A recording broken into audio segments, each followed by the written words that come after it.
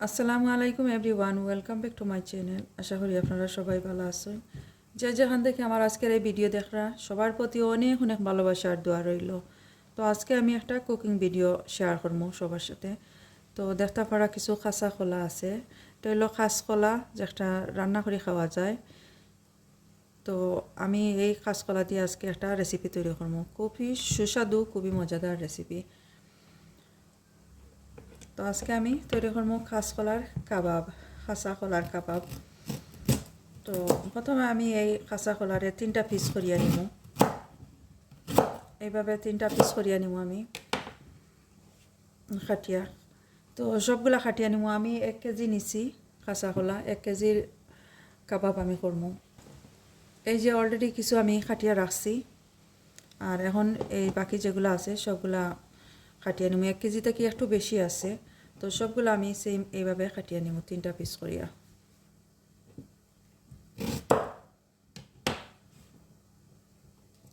এই যে আমি সবগুলা খাটিয়া নিছি 3টা পিস করিয়া। এখন আমি দইয়া পরিষ্কার করিয়া এগুলারে ভালো করে সিদ্ধ করিয়া নিব। এখানে আমি বেশ বড় একটা হাঁড়ি নিছি, নেওয়ার পরে এই কলাটারে আমি দইয়া পরিষ্কার করিয়া সিদ্ধ করে নিয়ার। তো ভালো করে সিদ্ধ করে নিব। আর সিদ্ধ করার সময় আমি কিছুই দিছি না, জাস্ট পানি দিছি, শুধু পানি দিয়া সিদ্ধ করে নিয়ার। কলা আমি সিদ্ধ করিয়া ঠান্ডা করিয়া নিছি। এখন আমি এভাবে চুলাইয়া নিমু, খুব ইজিলি ছুটিয়া আইয়র। তো এই পার্ট দিয়ে আমি করতাম না, ও ভিতরের যে পার্ট আছে কলা, এই কলা দিয়ে আমি কাবাব তৈরি করবো। তো আমি প্রতিটা পার্ট এইভাবে কুলিয়া নিয়ার। আর এই পার্টগুলো খাওয়া যায়। তো আমি আজকে এইগুলা রান্তাম না, এগুলো আমি পরে রান্না করবো। এখন শুধু এই কলা দিয়ে আমি কাবাব তৈরি করবো। তো প্রতিটা কলা আমি এইভাবে চুলাইয়া নিয়ার। এখন এই যে পাখলগুলো আমি রাখি দিমু, কলার চিলকাগুলা রাখি দিমু। আমি অন্য একটা রেসিপি করবো এগুলা দিয়া।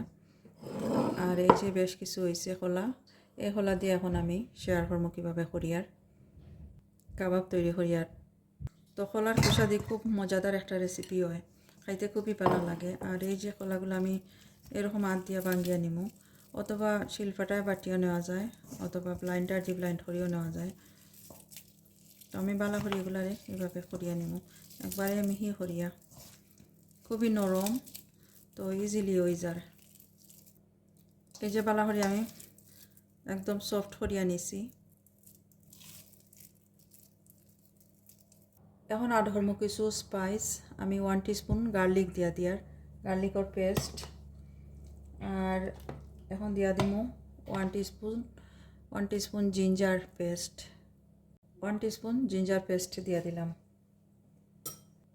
আস্তা জিরা দিয়ার 1 টিস্পুন, কারি পাউডার দিয়া দিমু আমি 2 টিস্পুন, গরম মশলার পাউডার দিয়া দিয়ার 1/2 টিস্পুন, চিলি পাউডার দিয়ার 1/2 টিস্পুন। আমি গ্রিন চিলি আরও দিয়া দিমু, এ কারণে 1/2 টিস্পুন দিলাম, যদি লাগে তাহলে আরও একটু দিয়া দিম পরে। জিরা powder 1 teaspoon, 1/2 teaspoon turmeric powder, 1 teaspoon কাবাব পাউডার দিয়ে দিলাম,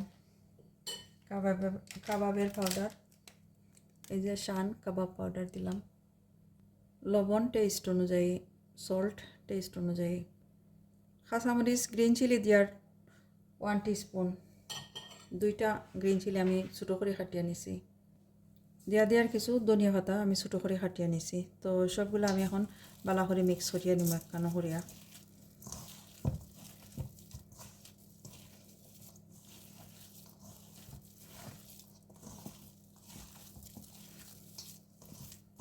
বালা করে মিক্স করিয়া নিয়ার আমি এখন। তো বালা করে আমি মাখাইয়া নিলাম। এখন জাল একটু কম বুঝি, আর আমি গ্রিন চিলির মাঝে তেমন একটা জাল নাই, তো আমি আরও 1/2 টিস্পুন দিয়া দিলাম চিলি পাউডার। আর আসল জিনিসও তো ভুলি গেছি দিতাম, তো পেঁয়াজ দিয়ার এরকম লম্বা লম্বা করে কাটিয়া 1 কাপ। তো পেঁয়াজ আমি প্রথমেই দিতাম আসলাম, আসলে ভুলিও গেছি। তো এখন আবার বালা করি সব কিছু একসাথে মিক্স করে নিব।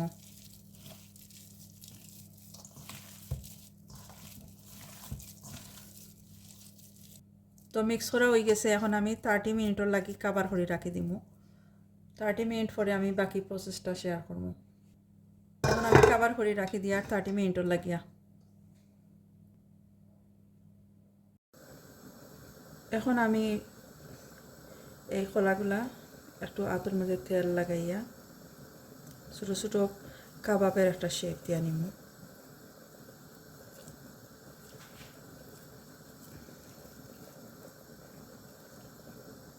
এরকম একটা কাবাবের শেপ দিয়ে নিব আমি।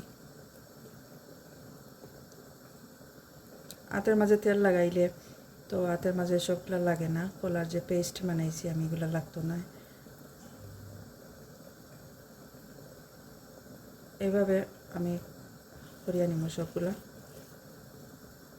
তো আর একটা আমি দেখাই। আর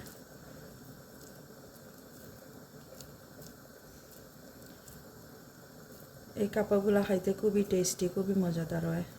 কলা দিয়া অনেক রেসিপি আমরা সবাই খাইছি, কিন্তু অনেকে হয়তো এই কাবাব খাইছই না। তো করিয়া খাইয়া দেখবা, এত মজা লাগে। আর মাছ মাংস কিছুই লাগতো না যদি এই কলার কাবাব থাকে গরম ভাতের সাথে। ঠিক এইভাবে আমি বাকি কাবাবগুলোও করিয়া নিব। এই যে আমি সুন্দর করে কাবাবগুলা রেডি করিয়া নিছি, খুব সুন্দর করিয়া রেডি করিয়া নিছি। এখন এগুলা তেলের মাঝে বাজিয়া নিব।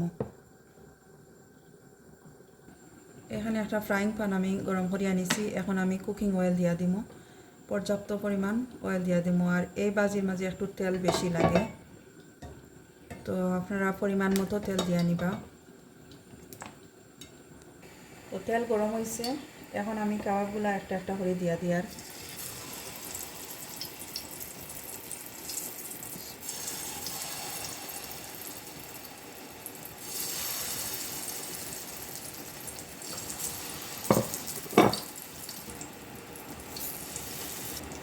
তো আমি একটা সাইড একটু বাদামি কালার ব্রাউন কালার করিয়া বাজিয়ে নিব।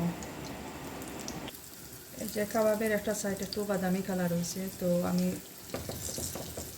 উল্টাইয়া দিয়ার কাবাবগুলা। আর খুবই নরম, তো কেয়ারফুল থাকবা যাতে না ভাঙে।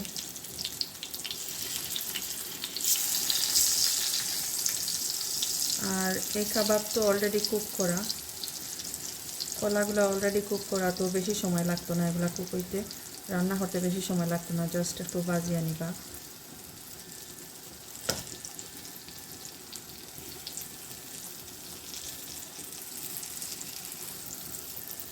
তো আমি দুইটা সাইড এভাবে করিয়া দিয়ার। তো আমি আর একটা সাইড উল্টাইয়া দিয়ার, দুইটা সাইড পারফেক্টলি বাজা হইতো।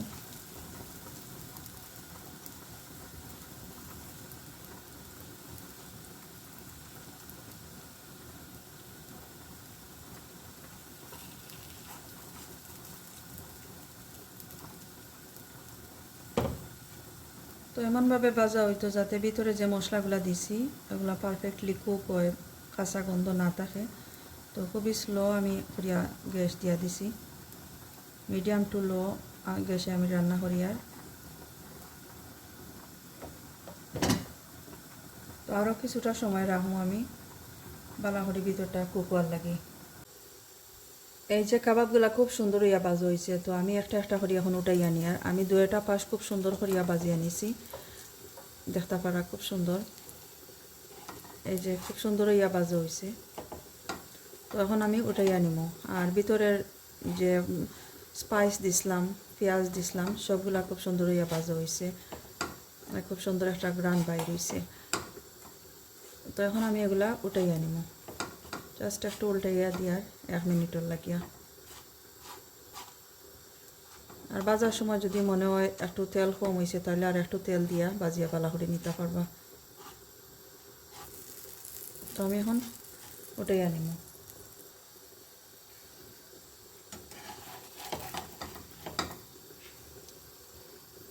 এই যে খুব সুন্দর হইয়া বাজা হয়েছে, তো আমি একটা প্লেটের মাঝে এখন উঠাইয়া নিই। আর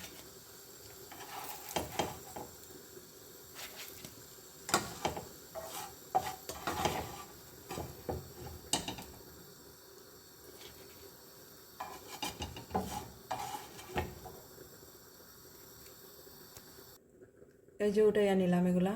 তো বাকিগুলা সেম এই প্রসেসে আমি এখন আবারও রান্না করিয়া নিমু, এগুলা বাজিয়া নিমু। তো বাজার লাগে আবারও কিছু তেল লাগবো, তেল দিয়া দিলাম। এখন কাবাবগুলো আবার একটা একটা করে দিয়া দিয়া। আর যদি মনে হয় বেশি কাবাব হয়ে গেছে তাহলে আপনারা সেম এই পর্যায়ে এই যে এগুলা ফ্রোজেন করিয়াও রাখতে পারবা। তো অন্য সময় যে সময় ভালো লাগে ডিফ্রস্ট করিয়া তারপরে সেম এইভাবে বাজিয়ে নিতে পারবা। তো আমি আর ফ্রোজেন করিয়া না, তো সবগুলো আমি বাজিয়ে নিব। ফ্রোজেন থাকলে যে কোনো সময় ইচ্ছা হইলে করিয়া খাওয়া যায়, খুব সহজ হয়ে যায়। তো বাকি সবগুলা কাবাব আমি দিয়া দিলাম। তো এখন এগুলা সেম প্রসেসে বাজিয়ে নিব। এই তো রেডি হয়ে গেল আমার কলার কাবাব, খাসা কলার কাবাব, খাস কলার কাবাব। খুবই মজাদার আর খুবই সুস্বাদু হয়েছে, খুবই টেস্টি। তো গরম ভাতের সাথে খাইতে খুবই ভালো লাগে, রুটি পরোটার সাথেও খাইতে ভালো লাগে। তো যদি ভালো লাগে আমার আজকের এই রেসিপি, প্লিজ সাবস্ক্রাইব করিয়া নিবা, লাইক দিবা, শেয়ার করবা। তাহলে আজকে এই পর্যন্তই। ভালো থাকুক সবাই। আবারও কোনো নতুন রেসিপি নিয়ে আইমো সবার সাথে শেয়ার করার লাগি। আল্লাহ হাফেজ।